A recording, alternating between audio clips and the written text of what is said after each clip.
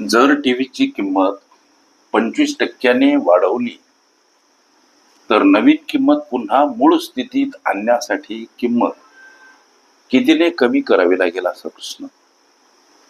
कितीने कमी हा शब्द प्रयोग म्हणून सूत्रामध्ये चिन्ह नेहमी अधिक, कितीने कमी तेव्हा चिन्ह नेहमी अधिक. लक्षात घ्या, इथं जर शब्दप्रयोग कितीने कमी असेल तर चिन्ह अधिक, कितीने एखाद्या वेळेस जास्त हा शब्दप्रयोग असतो तेव्हा चिन्ह वजा घ्यायचं. ह्या दोन गोष्टी प्राकर्षानं लक्षात घ्या. कितीने कमी याच्यावर एक सोडवण्यासाठी लेकरांनो सूत्र आहे, जसं की आर छदस्थानी 100 अधिक आर, इथं गुणीला फक्त 100 घ्यायचं. या साध्या आणि सोप्या सूत्राचा अवलंब करून अशा पद्धतीचे गणित आम्ही सोडवू शकतो. जसं की मात्र प्राकर्षानं विशेष लक्षात ठेवण्याजोगी बाब, कितीने कमी तेव्हा अधिक, कितीने जास्त असा शब्द प्रयोग असेल तर वजा. हे चिन्ह इथं जसं कितीने कमी आहे म्हणून इथं आम्ही छेदस्थानी अधिक घेतलं. कितीने जास्त असेल तर छेदस्थानी 100 आर मध्ये वजा चिन्ह घ्यायचं. हे अवधान ठेवायचं. बस आरच्या ठिकाणी काय घ्यायचं हो सर, हा प्रश्न आमच्या मनात.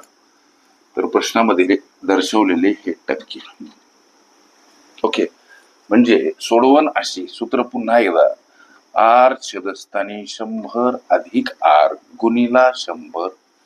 आरच्या ठिकाणी 25 छेदस्थानी 100 अधिक परत आर म्हणून परत 25 गुणीला 100. लेकरांनो 25 छदस्थानी असलेली बेरीज 125 इथं गुणीला 100. 25 5 100 आणि 5 गुणीला 20 म्हणजे 100.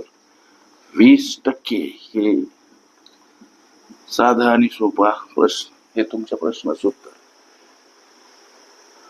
नवीन किंमत पुन्हा मूळ स्थितीत आणण्यासाठी किंमत कितीने कमी करावी लागेल 20% हे विचारल्या प्रश्नाचं लेकरांनो उत्तर.